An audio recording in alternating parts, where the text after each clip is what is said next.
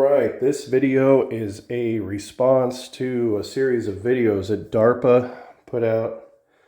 DARPA is responsible for research projects that have to do with defense in America, and C.I.D.A.R stands for Computational Imaging Detection and Ranging, aims to develop algorithms that can accurately measure distances and images passively using computational imaging techniques. So this is looking to get software. I'm not a software engineer, and I'm just a thinker, strategizer, and conceptualizer. So this is my conceptualization for what that software would do. And contest is worth $1 million. I don't want that. I just want a commission as an officer in the armed forces. So you might think, is it possible to size an object remotely?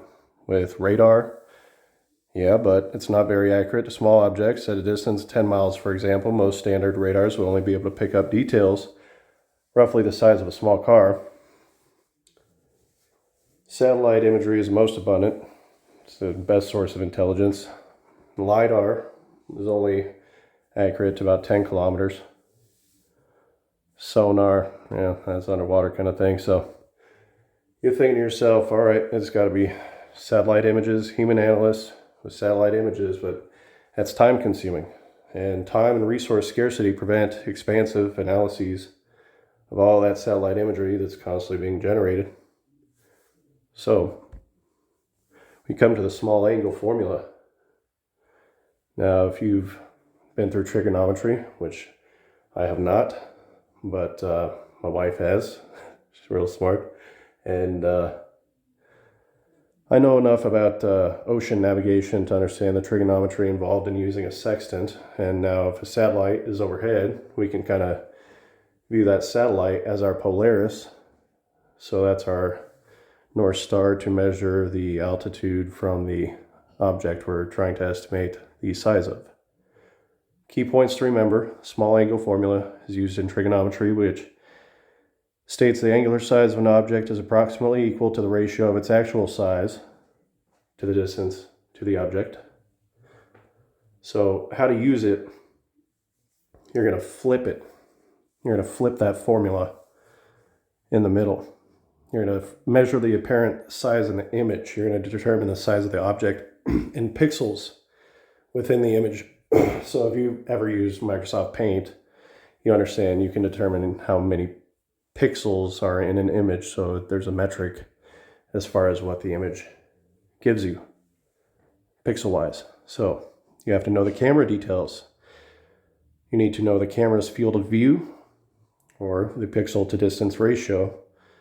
And the field of view is going to be determined by that number of pixels and the altitude of the satellite, which can be known. And the topographical map of the location can give you a very good estimate of the altitude of the object. Therefore, you can determine a relatively accurate distance between the object you're trying to estimate and the satellite that's taking the picture of it. So then you calculate the angular size using the known distance to the object, the altitude of the satellite, and the measured apparent size, the pixels. And you, like I said, rearrange the small angle formula to find the actual size of the object, multiplying the angular size by the distance. Now, it does have caveats, of course. Top secret classification will be necessary to know the exact altitude of the satellite and the type of camera with lens size / field of view. So after you get to the next stage of the contest, they're going to provide a bunch of images, and we're going to know all the details of what took those pictures. That's going to be necessary information.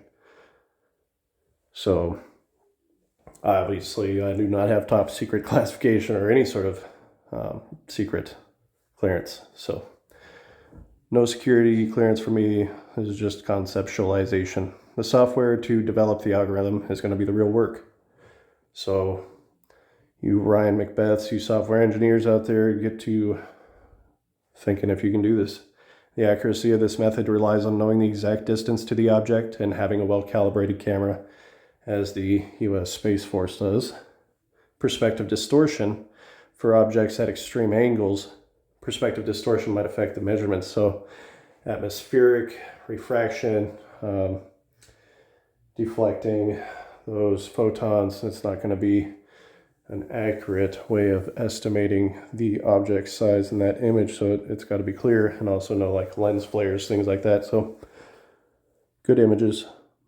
But that's it. Thanks for watching. Start thinking about it. And if I'm wrong, tell me. Thank you.